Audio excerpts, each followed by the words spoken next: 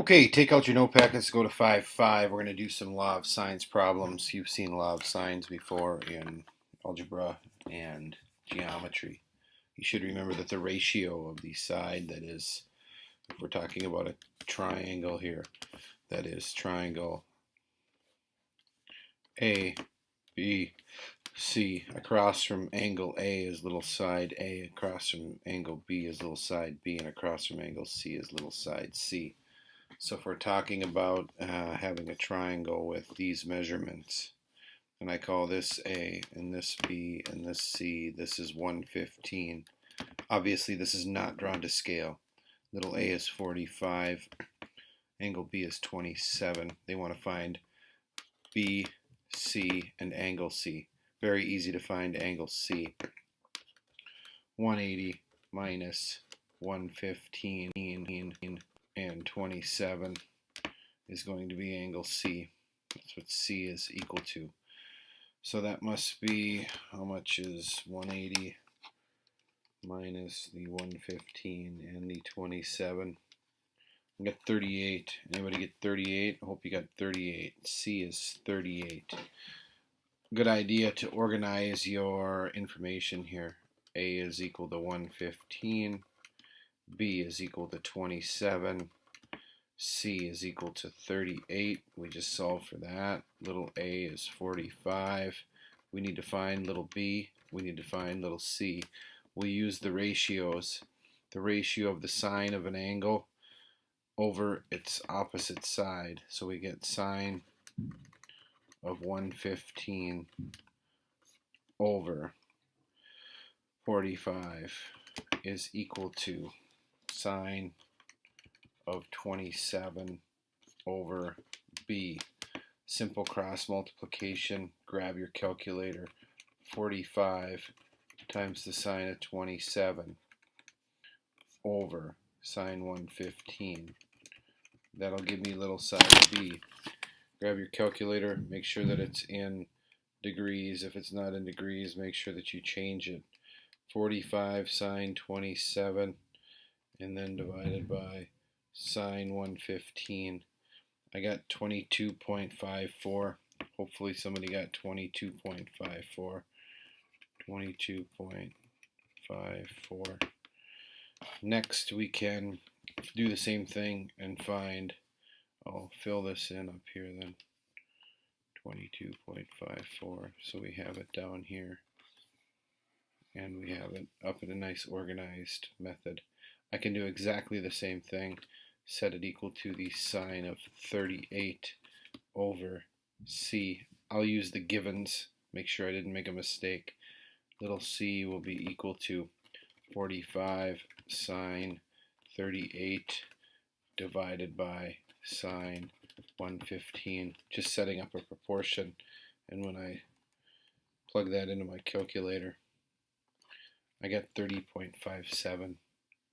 C is equal to 30.57 degrees. 30.57.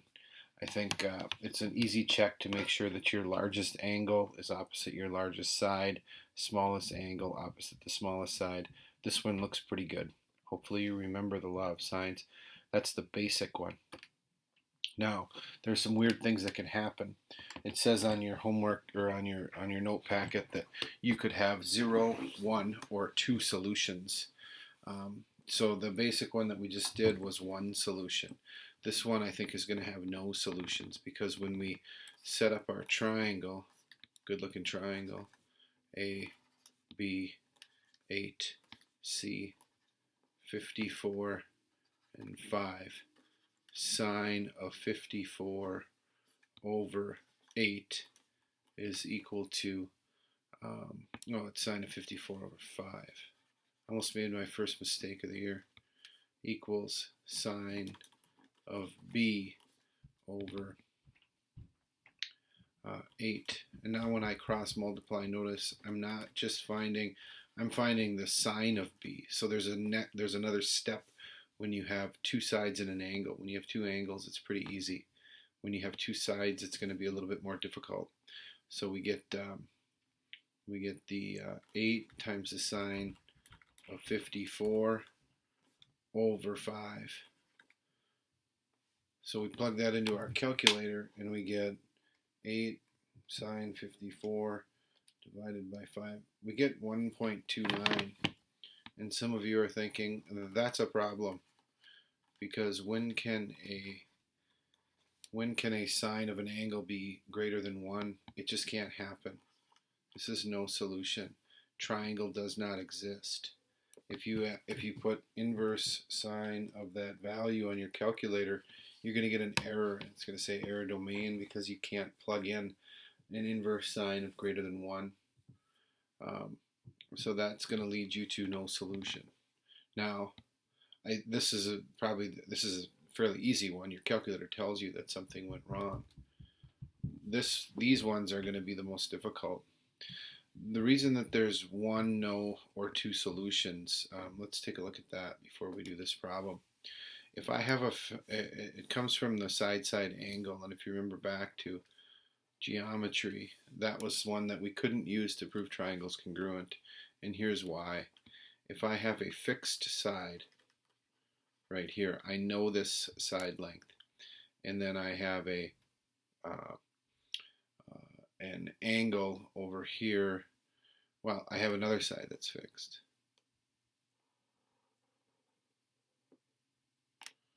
Fixed angle, fixed side, fixed side.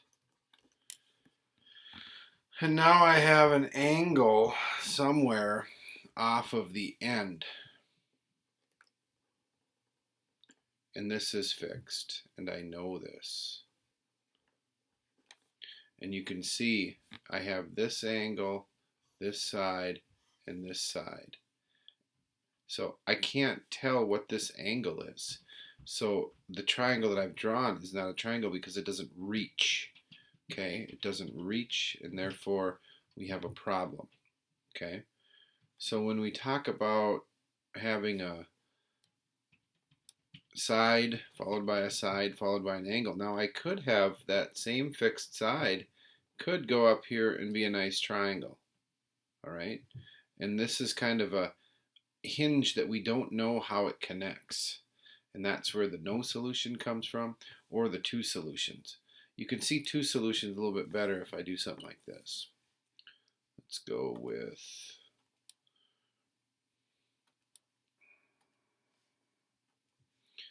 say I draw a triangle here. Say I draw an angle out here. There's a third side that could be drawn, and it could come here and it could swing, and we're not sure where it hits on that opposite side. Okay, now I also could draw it all the way out to here, and we could say, well, I know that this one is good to go, fixed and fixed, but then when I take this thing, I could draw it. I can swing this gate. If you picture it here, I can also swing it over to there. And now this is the fixed one. This angle remained the same. This side remained the same. This side remained the same. And I have 1, 2 triangles. And usually you'll get a very slim one when you do that. Okay? So no solution is a swinging hinge that never touches the third side. We also could have 2 triangles. How in the world are we going to determine 2 triangles? Well, it's only going to happen when you have 2 sides here. It's only going to happen for side-side angle. So if I was doing this problem, the first thing I would do is I would go sine of 36 over 16 equals sine of A over 17. Pretty straightforward.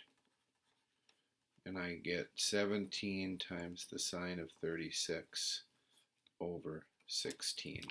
And at this point right here, when I do 17 times the sine of 36 divided by 16, and I get 0.6245. So I have the sine of A equals 0.6245.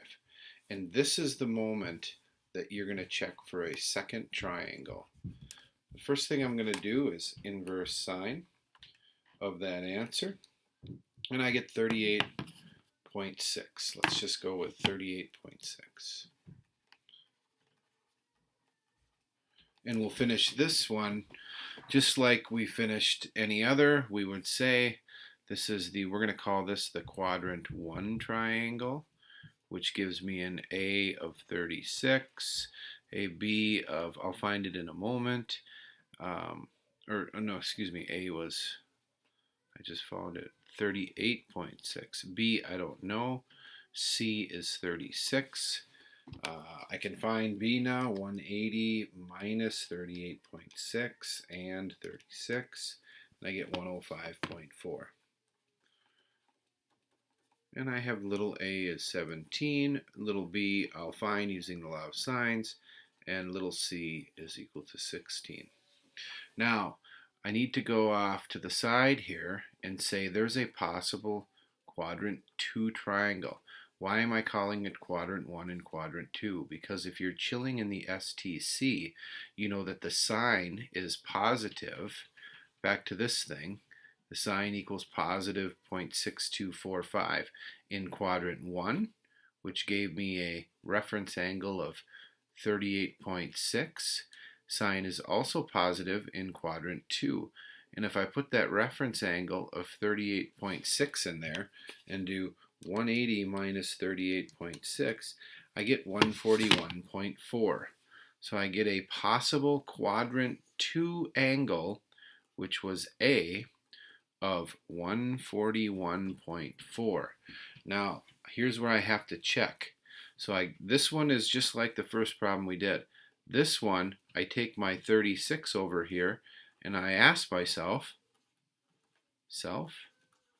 can I make a triangle with a 141.4 and a 36?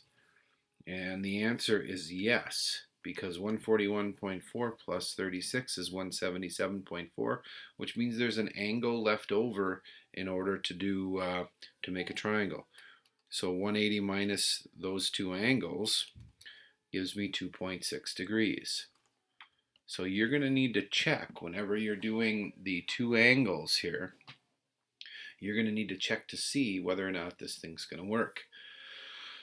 And in this case it does. My A has not changed. Little a is 17. Little b is, I don't know it. And little c is 16.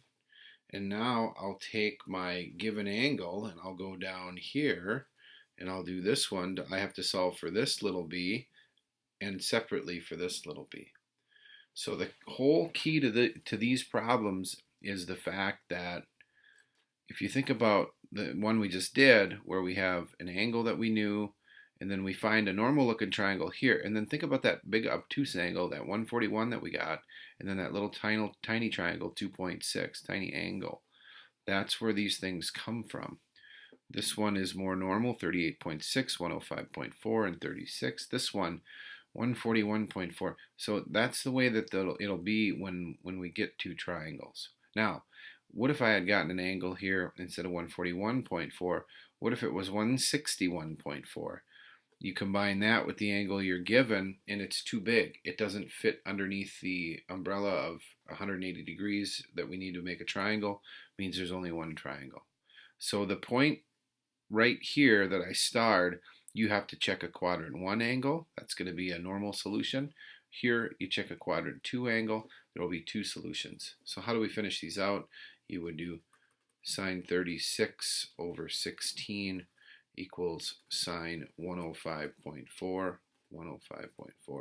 over b. Over here I do sine 36 over 16 equals sine 2.6 over b. So I have two different triangles, and that's how we find them.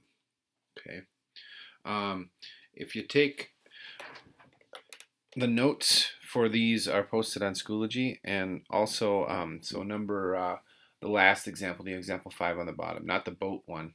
If you take a look at the boat one, you can see that the second quadrant triangle does not work. It's too big. And then if you do the last one, I believe that does come to two triangles, and those notes are are on Schoology. Take a look at that. You could also take a look at any other videos on the Googly YouTube. Uh, just do law of sines 2 solutions. If you Google that, you should be able to find another example. You got to practice them, and you got to take a look, and you got to know when you're looking for the second triangle, which comes after this first step right here. STC, there's one in quadrant 1, there's one in quadrant 2. Can I make a triangle? That's what you're looking for. Good luck.